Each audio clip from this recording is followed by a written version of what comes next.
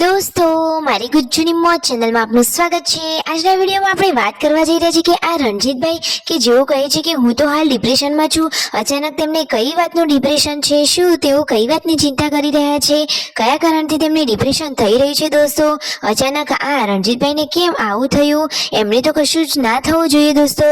તો એવું થવાનું કારણ શું છે અને આજે તો ઠાકોર ફેમિલીમાં બધા લોકોએ શું કર્યું? તો જુઓ, બધા જ લોકોએ આજે તો વજન કાંટા ઉપર સૌનું વજન કર્યું। તો દોસ્તો, કોનું વજન કેટલું થયું, કોનું વધી ગયું અને કોનું ઘટી ગયું, બધું જ તમને આ વિડીયોમાં જાણવા મળી રહેશે। તો ચાલો દોસ્તો, હવે વધારે રાહ ન જોડાવતા આપણે વિડીયોની શરૂઆત કરી દઈએ। આ બધી જ માહિતી મેળવવા માટે કરી દો મારી ચેનલને ફટોફટ લાઈક, શેર અને subscribe. Full video in life of Thakor channel દોસ્તો, ફૂલ વિડીયોની લિંક ડિસ્ક્રિપ્શનમાં મૂકેલી જ છે, ત્યાં જઈને તમે આખો વિડીયો વોચ કરી શકો છો। તો ચાલો દોસ્તો, હવે આપણે વિડીયોની શરૂઆત કરી દઈએ।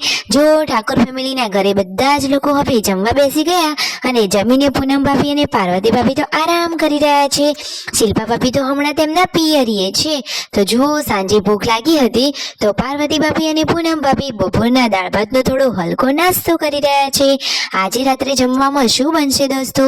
તો પહેલા તો નક્કી થયા હતા સંભારિયા, અને પછી શું પ્રોગ્રામ બદલાઈ ગયો? બચ્ચા પાર્ટીને તો જુઓ આ સ્વિમિંગ પુલમાં નાહવાની મોજ પડી ગઈ છે, બાકી એમને તો જલસા છે। પૂનમ ભાભી જુઓ બધા જ કામ કરે છે અને તેમને તો તેમની હેલ્થનું પણ ધ્યાન રાખવાની બહુ જ જરૂર છે।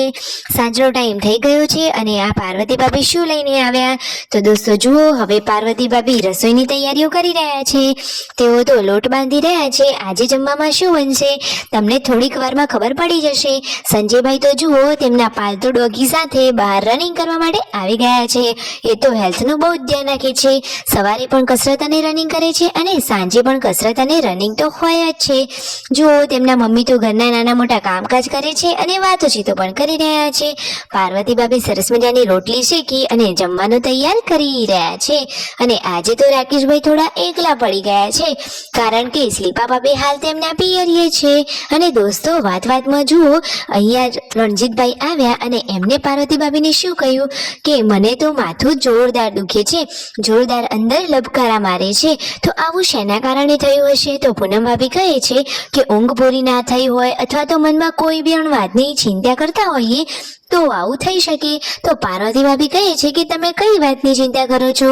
તમે તો કોઈ ઘોઘાટવાળા વિસ્તારમાં પણ ગયા નથી, તો શેની ચિંતા? કઈ રીતે ડિપ્રેશન થાય? તો દોસ્તો, અચાનક રણજીતભાઈને માથું કેમ દુખે છે?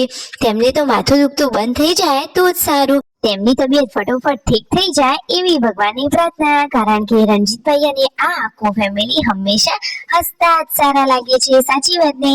ભગવાનની તેમના ઉપર મહેરબાની, તેમના ઘરે ક્યારેય કોઈ જ બીમારી ના આવી જોઈએ। સાચી વાત ને દોસ્તો? કારણ કે આ તો એકદમ ક્યુટ એન્ડ હેપી ફેમિલી છે। તો જુઓ, પાર્વતી ભાભી પણ ચિંતા કરવા લાગ્યા કે એમને કેમ માથું દુખતું હશે, પરંતુ મારા ખ્યાલથી કદાચ રણજીતભાઈને ઊંઘ પૂરી નહીં થઈ હોય એના કારણે માથું દુખતું હશે। સાચી વાત ને દોસ્તો? તો રણજીતભાઈએ પૂરેપૂરી ઊંઘ પણ લેવી જોઈએ અને પોતાની તબિયતનું ધ્યાન રાખવું જોઈએ। બાકી આખા ફેમિલીમાં બધા જ લોકો કામકાજમાં પણ હળી મળીને કરે અને એકબીજાની હેલ્થનું પણ બહુ જ ધ્યાન રાખે છે। સાચી વાત ને દોસ્તો? તમને આ ફેમિલી કેવું લાગ્યું અને તેમની વાતોચીતો, રહેણી કહેણી એ તો બાકી એકદમ ચક્કાસ અને જોરદાર છે। અને સંજયભાઈની તો વાત જ અલગ છે, એ તો પૂનમ ભાભીની દરેક કામમાં હેલ્પ પણ કરે છે અને હંમેશા તેમની તબિયતનું ધ્યાન પણ રાખે છે। અને બચ્ચા પાર્ટીમાં પણ બધા જ લોકો હળી મળીને રહે છે અને સરસ મજાનું મોજ મસ્તીથી બચ્ચા પાર્ટી રમતું હોય છે।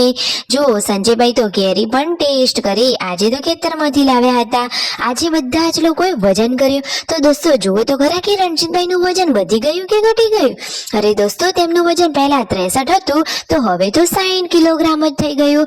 અરે જુઓ, તે કહે છે કે હું કહું છું કે મને ડિપ્રેશન જેવું લાગે છે અને જમવાનું પણ તેમને ઓછું કરી દીધું છે, તો એમનું વજન તો ઘટી ગયું। અને સંજયભાઈનું વજન શું થયું, વધી ગયું કે ઘટી ગયું?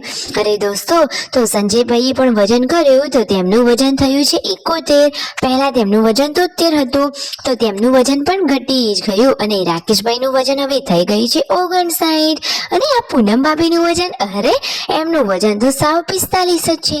અને દોસ્તો, આ વજન સાંભળીને તો તમે ચોંકી જશો કે પાર્વતી ભાભીનું વજન કેટલું કેટલું થયું તમને ખબર છે? Only on 34. અરે આટલું ઓછું વજન, તો પાર્વતી ભાભીને તો થોડું વજન વધારવાની જરૂર છે. બચ્ચા પાર્ટીમાં જેન્સીનું વજન થયું છે 12 કિલોગ્રામ જેવું અને ગુડ્ડુનું વજન 15 કિલોગ્રામ જેટલું થયું છે. આમ આજ આખા દિવસમાં બચ્ચા પાર્ટીના અને મોટા બધા જ લોકોના આ રીતે વજન કર્યા. તો બધા જ લોકોને પોતાના વજનની આજે ખબર પડી અને પછી જુઓ બધાએ જમવાનું પરવારી લીધું અને આ ચકલીએ કેવો સરસ મજાનો માળો કર્યો છે. બાકી ગામડાના જીવનની તો મોજ જ અલગ છે અને એમાંય ઠાકોર ફેમિલીના આંગણે તો જે સરસ મજાની નેચરલ બધી વસ્તુઓ છે એ તો નિહાળવાની વાત જ અલગ છે. વિડીયો ગમ્યો હોય તો ફટોફટ લાઈક, શેર એન્ડ સબસ્ક્રાઇબ.